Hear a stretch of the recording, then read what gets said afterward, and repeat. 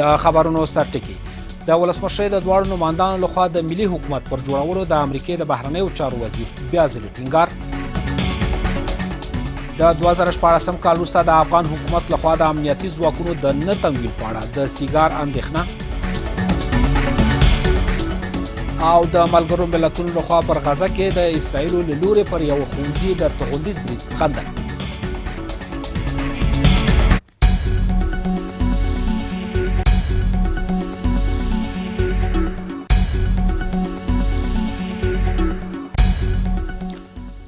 سلامونه او پیرزوینې. نن پنجشنبې د زمري نهم او د جولای 11 نیټه ده. پام وکړئ د هیواد او نړۍ مهم خبرونو ته. د امریکې د بهرنیو چارو وزیر ویلي دی چې د افغانستان د ولسمشر ټاکنو د دواړو نمایندانو ترمنځ د همکارۍ وخت را رسېدلی دی او دواړه نمایندان باید شته موقع له لاسه ورنه کړي. جانکاري زیاته کړې د دواړو نمایندانو ترمنځ هوکړه د افغانستان له اساسي قانون څخه سرغړونه نه ده. د نوموړي په باور نوی ولسمشر باید د حکومت له جوړونې وروسته لویه جرګه راوغواړي او د نظام د بدلون لپاره د له افغان وګړو سره مشوره وکړي. دواړه ټاکنیزې ډلې د ټاکنیزو لانجو څخه د خلاصون یوازینۍ لاره د ملي حکومت جوړول بولي. د امریکې د بهرنیو چارو وزیر به یو ځل بیا کابل ته راشي. جان کاري ویلي اوس مهال د دواړو نمایندانو ترمنځ د همکارۍ وخت را رسېدلی او نه ښایي چې دواړه نمایندان دغه موقع له لاسه ورکړي. نوموړي زیاته کړې چې دواړه نمایندان هڅه کوي څو د رایو څېړنې لړۍ له دوام سره سم د خپل هیواد د مهمو مسایلو په تړاو کار وکړي. بهرانیان واک نه لري. د سیاسي هوکړې منځپانګه چې څو ورځې وړاندې د دواړو نمایندانو ترمنځ منل شوې وه روښانه کړي. زه په هغه کوټه کې وم. په دې سند کې داسې موضوعات نه دي لیکل شوي چې د افغانستان اساسي قانون تر پښو لاندې کړي. دغه سند د افغانستان بنسټونو او ولسمشر ته درناوی کوي. ښاغلي کاري ویلي دي چې د نظام د بدلون لپاره باید څېړنې وشي او نوی ولسمشر د لویه جرګه وغواړي څو د نظام د بدلون په تړاو د خلکو نظر له ځان سره ولري. د دواړو نمایندانو ترمنځ په هوکړه شوي سند کې پارلماني نظام نه دی وړاندیز شوی. نوی پوست د اجرایوي مشر په توګه رامنځته کوي څو ولسمشر لویه جرګه راوبولي او له خلکو غوښتنه وکړي چې آیا دغه بدلون د هیواد په ګټه دی او که نه. ښاغلي کاري ویلي دي چې د ټاکنیزې پروسې تر پای ته رسېدو وروسته امریکا او ملګري ملتونه د افغانستان په چارو کې لاسوهنه نه کوي خو له ټاکنیزو کمیسیونونو سره کار کوي څو په ټاکنو ډیر باور رامنځته شي. امریکا، ملګري ملتونه او نړیواله ټولنه د دې لپاره له ټاکنیزې پروسې سره مرسته کوي چې پر ټاکنو د خلکو باور ډیر شي. پوهان ماته وایي چې په کابل کې د رایو څېړنې پروسه ډیره ستره او کړکېچنه ده. ډیر کم شمېر هیوادونه بریالي شوي چې دغه ډول ننګونې په یوازې توګه حل کړي. د اصلاحاتو او همپالنې ټاکنیزه ډله هم وایي چې په هیواد کې تر ټاکنیزو لانجو وروسته د ملي یووالي حکومت رامنځته کیږي. دولت وحدت ملی یک آرایش جدید سیاسی است که به اساس شرایط همون کشور به خاطر بحران ایجاد میشه. پس زمانی که بحران انتخاباتی است و با این بحران هم زاده تقلب سیستماتیک است و اینم در پشت بحران هم خود حکومت قرار داره و کمیسیون انتخاباتی قرار داره. پس مانعی نیست که دولت وحدت ملی زمانی که ایجاد میشه با در نظر داشته تغییر در ساختارهای حقوقی نظام باید این دولت وحدت ملی شکل بگیره. زمانی که شکل میگیره بعد میتونه که در مدت 1 سال یا 2 سال که یک حالت عبوری داره میتونین که شما ساختاره رو به شکل درست تنظیم کنین. په داسې حال کې چې د تحول او دوام ټاکنیزه ډله د ملي یووالي حکومت د جوړېدو په تړاو دا ډول لیدلوری لري. هرگاه نتیجه انتخابات بعد از پروسه تفتیش 100% آرا اعلام شد او زمان کاندید برنده تشکیل حکومت وحدت ملی را روی دست خواهد گرفت و زمینه ها را برای ایجاد حکومت وحدت ملی فراهم خواهد کرد. د ښاغلي کاري په باور په د وروستیو کلونو کې چې دی له ولسمشر کرزي سره همکار و د نوموړي یوازینی ارمان په سوله ییز ډول راتلونکي ولسمشر ته د واک لیږد دی او که چیرې دا کار ترسره شي په افغانستان کې به ډیموکراسي بنسټیزه شي. د شنبې په ورځ د رای څېړنې پروسه د 4م ځل لپاره بیا ځلې پیلېږي. د ټاکنو خپلواک کمیسیون چارواکي وایي د رایو د باطلېدو د کاري کړنلارې طرحه چې د ملګرو ملتونو لخوا یادې ادارې ته استول شوې وروسته شوې ده او وروسته له دې به د رایو څېړنې پروسه ونه ځنډول شي. د افغانستان لپاره د ملګرو ملتونو ځانګړي استازي د رایو د څېړنې په پروسه کې هر ډول خنډ د افغانستان راتلونکي لپاره خطرناک بولي او د ټاکنیزو ډلو غواړي څو په تخنیکي برخو کې د ټاکنو کمیسیون سره همکاري وکړي. د ټاکنو خپلواک کمیسیون د 4م ځل لپاره د ملي او نړیوالو معیارونو په منلو سره د شنبې په ورځ د رایو څېړنې لړۍ پیلوي. هغه معیارونه چې د رایو څېړنې او ابطال د کاري کړنلارې تر نهایی کېدو وروسته د بدلون وړ نه دي. چیزی از خود کمیسیون بوده و چند معیار دیگه هم از طرف ملل متحد او زیاد شده یا زیاد شده و طرز العمل تعیین شده برای شمارش مجدد و ابطال روز شنبه انشاءالله ما تفتیش دوباره آغاز میکنیم. دا ځل د رایو څېړنې لړۍ نه درول کیږي او نړیواله ټولنه به د خپلو تخنیکي همکاریو په ترڅ کې د دې لړۍ دوام ته موقع رامنځته کړي. بلخوا د افغانستان لپاره د ملګرو ملتونو ځانګړی استازی د رایو په څېړنه کې هر ډول ځنډ د افغانستان د راتلونکي لپاره خطرناک بولي او د دې مسلې د ژر تر ژره حل کېدو غوښتنه یې کړې. د رایو څېړنې په لړۍ کې هر ډول ځنډ د افغانستان د راتلونکي لپاره خطرناک دی او نه ښایي چې ځنډ پکې رامنځته شي. د اصولو له مخې دواړه ټاکنیزو ډلو هوکړه کړې او باید دغه بهیر په سم ډول پر مخ ولاړ شي. د افغانستان لپاره د ملګرو ملتونو ځانګړی استازی د رایو څېړنې او ابطال کاري کړنلاره وروستی بولي او له نمایندانو غوښتنه کوي چې په خپلو کړو ژمنو عمل وکړي. په ورته وخت کې ټاکل شوي د ټاکنیزو ستونزو د حل په موخه د ملګرو ملتونو یو شمېر ټاکنیز کارپوهان د ټاکنو خپلواک کمیسیون له چارواکو سره د سلا مشورې لپاره افغانستان ته راشي. تر راتلونکو څو ورځو پورې زموږ یو شمېر ټاکنیز کارپوهان د ستونزمنو مسایلو په اړه د سلا مشورې په موخه افغانستان ته راځي او دوی به د رایو څېړنې لړۍ تر پایه پورې په افغانستان کې پاتې شي. د رایو څېړنې او ابطال کاري کړنلاره تر 3 ځلې ځنډ وروسته د ولسمشرۍ نمایندانو په غوښتنه د ملګرو ملتونو لخوا د نړیوالو معیارونو په ترڅ کې وروستی شوه. بلخوا یو شمېر نړیوال څارونکي د یادې کړنلارې جوړېدا د افغانستان د راتلونکي حکومت د مشروعیت لپاره ګټوره بولي. احمد ولي مسعود افغان حکومت د ټاکنو پروسې په پیچلي کېدو توره نه وي. نوموړی وایي ولسمشر غواړي د ټاکنو پروسه تر 1 کال پورې دوام وکړي خو د نوموړي په باور د ناورین دوام د افغانستان په ګټه نه دی او د ټاکنیزو ننګونو دوام به هیواد له جدي ناورین سره مخ کړي. ملګري ملتونه هم افغانستان ته د نړیوالو څارونکو له راتګ خبر ورکوي او ټینګار کوي چې له ټولو ستونزو سره به د رایو 100% کې د څېړنې پروسه دوام ومومي.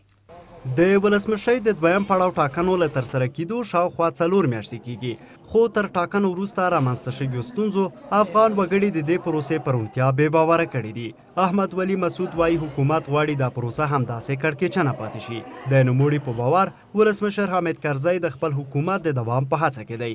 بجای از اینکه کسای دیگه مسئولی موضوع باشن بازم خود حکومت پاش داخل است. یعنی خود حکومت پروسه انتخابات پیچیده ساخته و به اون نسبت این هم یک مشکل است. من قسم قبلا خدمت شما گفتم در دیگه کشورهایی است که حکومت ها اینا مدافع حق مردم هستن اما در اینجا متاسفانه حکومت در مقابل مردم قرار گرفته. ښاغلی مسعود همدارنګه زیاتوي د رایې څېړنې پروسه کړکېچنه ده او باید دواړه نمایندان له سیاسي لارې د ملي یووالي حکومت د جوړېدو پر سر هوکړې ته ورسیږي. بهترین راهکار هم است که 2 کاندید محترم با تمام تیم‌های انتخاباتی اینا هر چه عاجل‌تر روی چارچوب دولت وحدت ملی توافق بکنن و هر چه عاجل‌تر کشور از این نگرانی و از بحران باید بیرون بکشن. در غیر صورت هر قدر که یا بخواین که در واقع این پروسه دوام پیدا کنه مطمئنه که جناب رئیس دولت هم میخواد دوام پیدا کنه مردم خسته میشن نگران و کشور بسیار به حالت بد قرار میگیره. د امریکې د بهرنیو چارو وزیر هم 100% کې د رایو پر څېړنې ټینګار کوي او دغه پروسه کړکېچنه بولي. د ملګرو ملتونو متخصصین د خپلو افغان همکارانو سره کار کوي څو ډاډ حاصل شي څو د رایو څېړنه د افغانستان له قوانینو د نړیوالو معیارونو او له ټولو مهمه چې د افغان وګړو د غوښتنو سره سمه وي. دغه پروسه چې پیچلې او آهسته وه د کوچني اختر وروسته به چټکه شي. د ټاکنو خپلواک کمیسیون ملګري ملتونه او په لسګونو نړیوال څارونکي شپه او ورځ کار کوي څو د رایو څېړنه ژر تر ژره پای ته ورسیږي.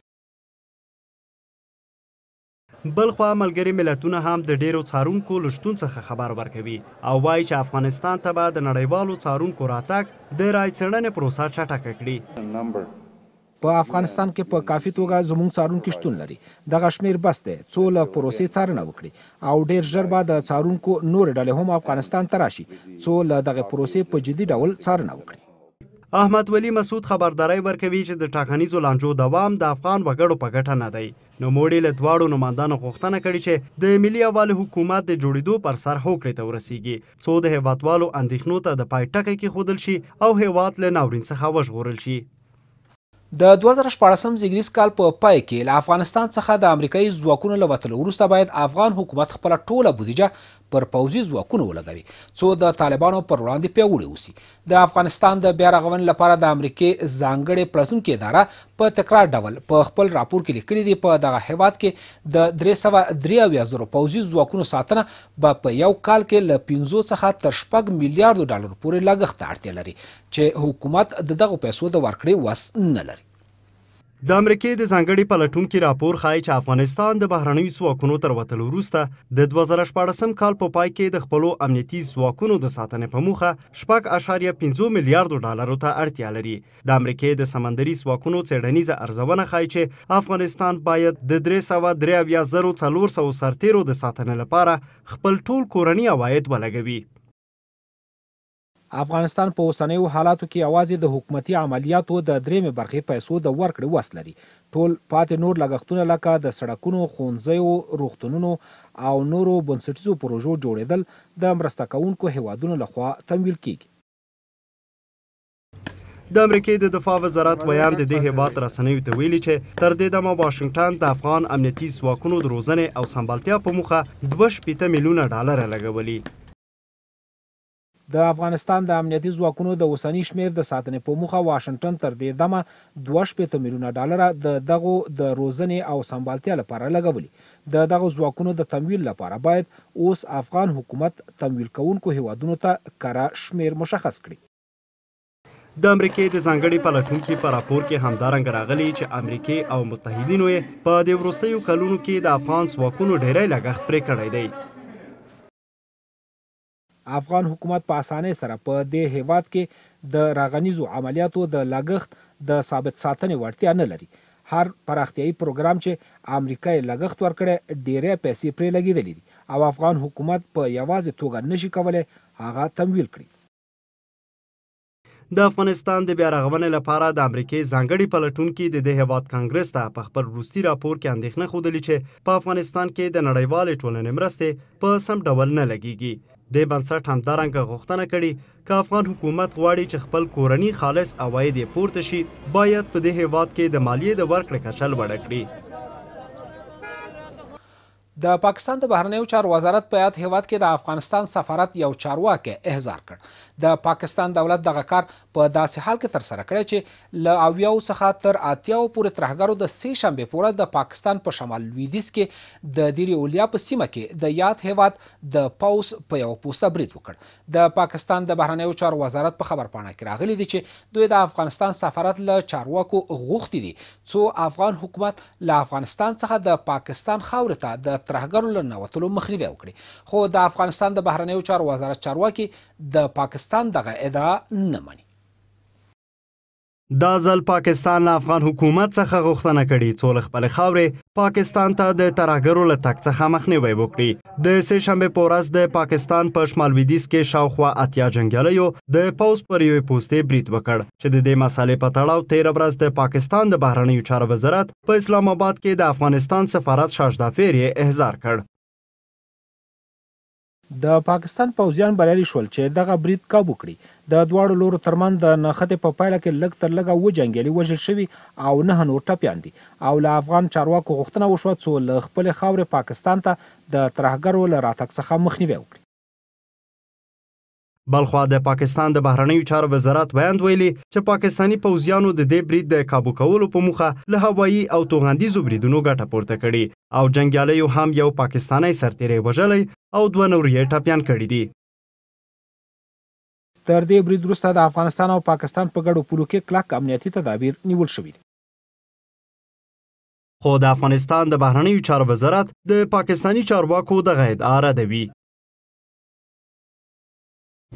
آنچه واقعیت است که افغانستان و قلمرو جمهوری اسلامی افغانستان هیچگاهی پایگاه و پناهگاه امن تروریستان نبوده و دولت جمهوری اسلامی افغانستان هیچ زمانی به گروه‌های تروریستی اجازه نداده که از قلمرو این کشور بر علیه همسایه‌هایش استفاده کنند. تر دې دمه د پاکستانی پوځیانو پر پوستې د شوي برید مسؤلیت کومې ډلې پر غاړه نه دی اخیستی، خو د پاکستان حکومت وسلوال طالبان په دې برید کې په لاس لرلو تورنوي. د هرات ولایت اوسیدونکو په دغه ولایت کې د امنیتي وضعیت په اړه اندېښنه لري او له حکومت څخه غوښتنه کوي څو په دغه ولایت کې ناامنۍ ته د پای ټکی کېږدي. د هرات د ولایتي شورا مشر په هرات کې ناامني او پراخ فساد په مرکز کې د رهبرۍ کمزورتیا بولي، خو د هرات والي د امنیتي ځواکونو کمزورتیا او د دغو ځواکونو نه رښتینولي د ناامنۍ د پراخوالي لامل بولي. د روان کال رئیسې د ورکړل شویو شمیرو له مخې په هرات کې له 80 څخه ډېر کسان وژل شوي دي. د هرات اوسیدونکي په دې ولایت کې د امنیتي وضعیت له کړکېچن کېدو د اندېښنې ښودلو په ترڅ کې غوښتنه کوي چې حکومت باید د هرات د امنیت په ټینګښت کې جدي هڅه وکړي. فساد زیاد شده میره، ترورها زیاد شده میره، دولت هم هیچ توجهی به این عرصه نداره. امتیاری دیزی ناامنی دنبال زنه بچه مردم امنیت ندارن نمیدیم. بلخوا د هرات سوداګرو 2 ورځې وړاندې د یوې غونډې په ترڅ کې د دې ولایت امنیتي مسؤلین په بې پروایۍ تورن کړل او خبرداری ورکړ که دا ځل د دې ولایت د امنیت په برخه کې کوټلی ګام پورته نه شي، دوی به په خپله امنیتي چارواکي وټاکي او د یاد ولایت په څوکیو به یې وګماري. یکی از جزئیات ایراکان همیه که ما مسئولین خود ما تعیین میکنیم و دولت میکنیم و درسه مقرری از اینا اقدام بکنه و ما با او همکاری بکنیم. په ورته وخت کې د هرات د ولایتي شورا مشر په دې ولایت کې د وسلوالو مخالفینو له پراخ نفوذ څخه د اندېښنې ښودلو په ترڅ کې په هرات کې ناامني او پراخ فساد د مرکزی حکومت د ناپاملرنې له امله بولي. وضعیت امنیتی در ولایت هرات بیش از گذشته وخیم هست. هرات والی هم د یاد وضعیت په منلو سره په امنیتي بنسټونو کې پراخ فساد، د امنیتي ځواکونو نه رښتونولي او خپلسري په دې ولایت کې د ناامنۍ د پراخوالي اصلي لامل بولي او ټینګار کوي چې نوموړي له دې وضعیت څخه په امنیت شورا کې هم شکایت کړی دی. ارگانهای امنیتی ما نگرانی ما از نظر از است که اینا تعدادشان کم است و چیزی که در تشکیل است حاضر نیست، ظرفیتشان پایین است. په همدې لړ کې د هرات امنیت قماندان ناامني د هیواد په ټولو ولایتونو کې یوه پراخه ښکارنده بولي او ټینګار کوي چې تر دې دمه یې په لسګونه کسان د وژنو او ترور په تړاو نیولي دي. بدان معنا نیست که ما در برابر دشمن خود زانو بزنیم، بله قربانی میتیم، شهید میتیم، اما هرگز در برابر دشمن خود تسلیم نخواهیم شد. په هرات کې ترور، سړي تختونه او غلاوې هغه ستونزې دي چې په تیرو 14 کلونو کې تل خلکو او سوداګرو ترې شکایت کړی دی. که څه هم حکومت څو ځلې والیان او امنیت قماندانان بدل کړل، خو په دې ولایت کې د ناامنۍ ستونزه نه ده حل شوې. په نوې کړنه کې د هرات په ښار کې د 2 فنلندي میرمنو وژل کېده د هرات اوسیدونکو اندېښنې زیاتې کړې دي. دا کورني خبرونه. نړیوال خبرونه تر لږ ځنډ وروسته ملتیا مې وکړي.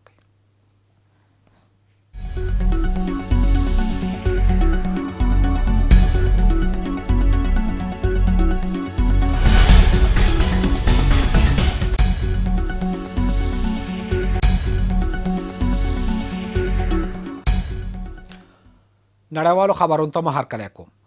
د غزې په تراړه کې د یو ښوونځي پر ودانۍ چې په دغه ښار کې د بېځایه شویو کورنیو د استوګنې ځای و، د اسرائیلي ځواکونو دغه توغندیز برید د نړیوالې غندنې سره مخ شوی دی. د ملګرو ملتونو عمومي سرمنشي بان کیمون د یاد برید په غندلو سره په غزې تراړه کې د نښتو د ژر تر ژره بندېدو غوښتنه کړې. د امریکې د بهرنیو چارو وزارت هم د یاد برید په غندلو سره له اسرائیل غواړي هغه ودانۍ چې د ملګرو ملتونو لخوا اداره کیږي باید ورته درناوی وشي. په همدې حال کې پر غزې تراړې د اسرائیلي پوځیانو د بریدونو په پایله کې د مرګ ژوبلې کچه د زیاتېدو په حال کې ده. اسرائیلي ځواکونو تېره ورځ د هغه ښوونځي پر ودانۍ برید وکړ چې د غزې تراړې بېځای شویو کورنیو پکې ژوند کاوه. د راپورونو له مخې په دې پیښه کې د ماشومانو او میرمنو په ګډون لږ تر لږه 20 ملکي وګړي وژل شوي دي. په نوې کړنه کې د ملګرو ملتونو لوی منشي او امریکې دغه برید په کلکه غندلی او په غزې تراړه کې د نښتو د ژر تر ژره پای ته رسېدو غوښتنه یې کړې. I condemn this attack. زه دغه برید په کلکو ټکو غندم. هیڅوک نشي کولی دغه ویره او ډار پر ځای وګڼي. خو په غزه کې د ملګرو ملتونو پر ښوونځي برید چې په پایله کې د میرمنو او ماشومانو په ګډون فلسطیني بېګناه وګړو ته مرګ ژوبله واوښته په کلکو ټکو غندو. بلخوا د مکسیکو او کاستاریکا اوسیدونکو د یوې غونډې په جوړولو سره له خپل دولت څخه غوښتنه کړې څو له اسرایلو سره خپلې اړیکې پرې کړي. موږ د اسرایلو او مکسیکو ترمنځ د شته اړیکو د پرې کېدو غوښتونکي. همدارنګه د مکسیکو دولت باید پر اسرایلو د نفتو پلورل بند کړي. موږ دلته راټول شوي وو څو له ملګرو ملتونو وغواړو څو په غزه کې د ملکي او بېګناه فلسطینیانو وژنه بند کړي. له دې ټولو سره پر غزې تراړې لا هم د اسرایلي ځواکونو عملیات دوام لري. پر غزې تراړې د اسرایلو د عملیاتو له پیل راهیسې تر دې دمه شاوخوا 1400 تنه چې ډېری ملکي وګړي دي وژل شوي. په همدې لړ کې نن اسرایلو خپل 14,000 احتیاطي ځواکونه هم د خدمت لپاره راوبلل. له پاکستان څخه را رسیدلي راپورونه وایي په کراچۍ سیند کې د ډوبېدو په پایله کې لږ تر لږه 19 تنه خپل ژوند له لاسه ورکړی. د پاکستان د ساحلي ګارد چارواکي وایي چې نن د کراچۍ ښار په سلګونو اوسیدونکو د لامبلو په موخه د یاد ښار ساحلي څنډې ته ولاړل چې 19 تنه یې ډوب شول او 3 تنه نورې تر دې مهاله درکه دي. د یادو چارواکو په وینا د سیند د څپو کچه په دې فصل کې پورته کیږي چې دغه کار د لمبېدونکو کسانو ژوند لږ وخت سره مخ کوي. د یوې چینایي نجونې لخوا په یو وخت کې په دواړو لاسونو او پښو لیکل په دغه هیواد کې د خبرونو سرټکي ګرځېدلي. چین سیوان 26 کلنه چینایي میرمن ده چې کولی شي په یو وخت کې د خپلو دواړو لاسونو او پښو څخه د متن د لیکلو لپاره کار واخلي. نوموړی وایي چې لومړی وکولی شول د لیکلو لپاره په یو وخت کې د دواړو لاسونو ګټه واخلي او د وخت په تېرېدو سره د خپل استعداد د پیاوړي کېدو په هڅه کې شوه. د نوموړي په وینا په یو وخت کې د 4 متنونو د لیکلو لپاره ډېره انرژي ته اړتیا لري. او وروستی نړیوال خبر هم ده چې د موټر جوړونې فورد شرکت له 25,000 څخه خپل ډیر تولیدي محصولات د نقص د شتون له امله له بازاره راټولوي. د یاد امریکایي شرکت چارواکي وایي چې د لوبو SUV موټر په مونتاژ کې د نیمګړتیاو له امله سر د اګست له 25 نیټې دغه موټر له بازاره راټولوي. د راپورونو پر بنسټ د دغه موټرو ډیره برخه د چین په بازارونو کې پلورل شوي دي. د فورد شرکت دغه کړنه په داسې حال کې ترسره کیږي چې د یاد شرکت له موټر څخه ګټه اخیستونکو د موټر په ګیربکس کې د ستونزې له امله اعتراض کړی. دا و نړیوال خبرونه. اقتصادي خبرونه هم تر ځان وروسته ملتیا مې وکړئ.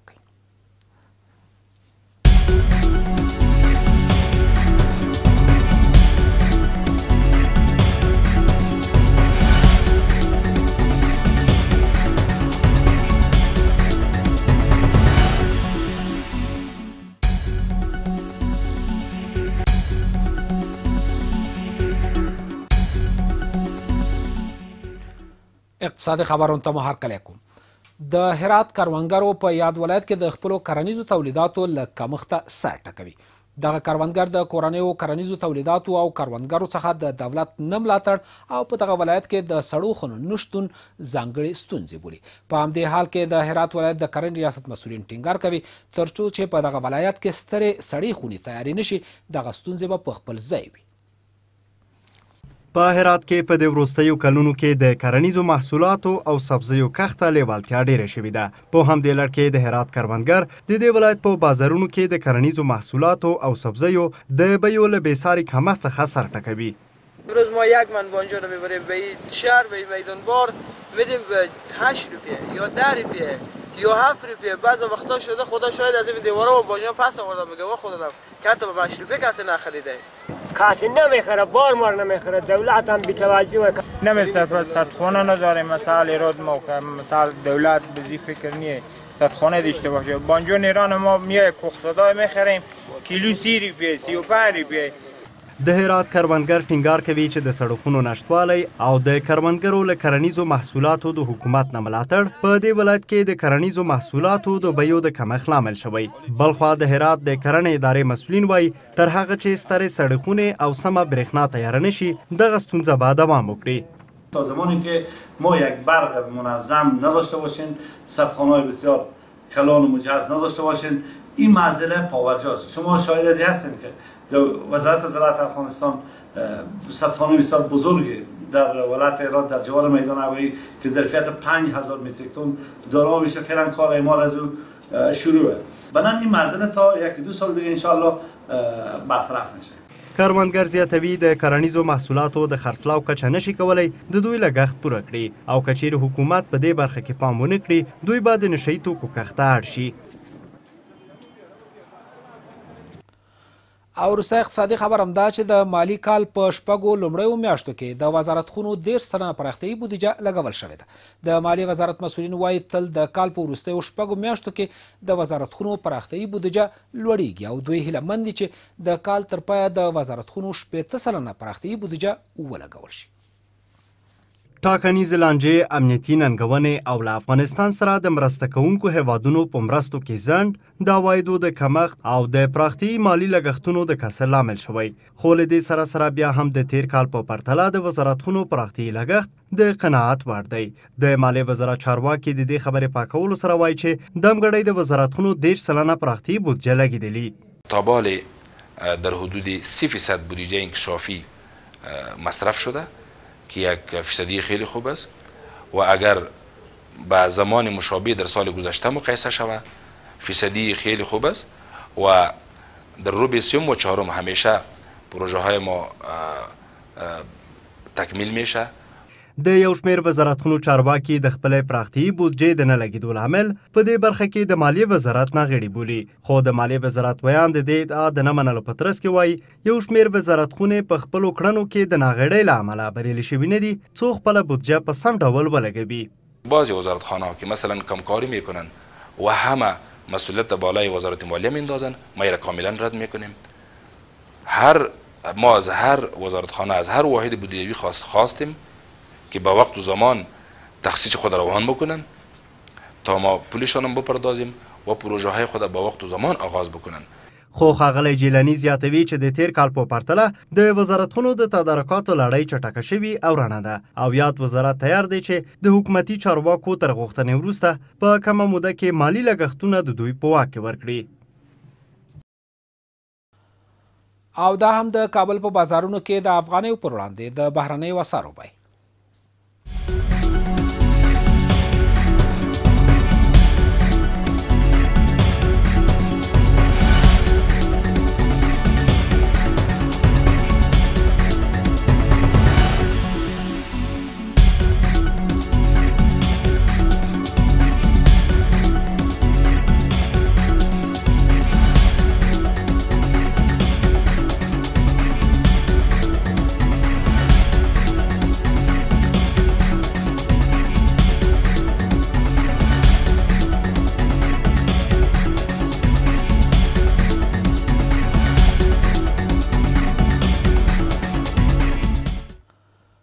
اوس هم د کابل په ګډون د هیواد د ځینو سیمو د هوا د حالاتو وړاندوینه.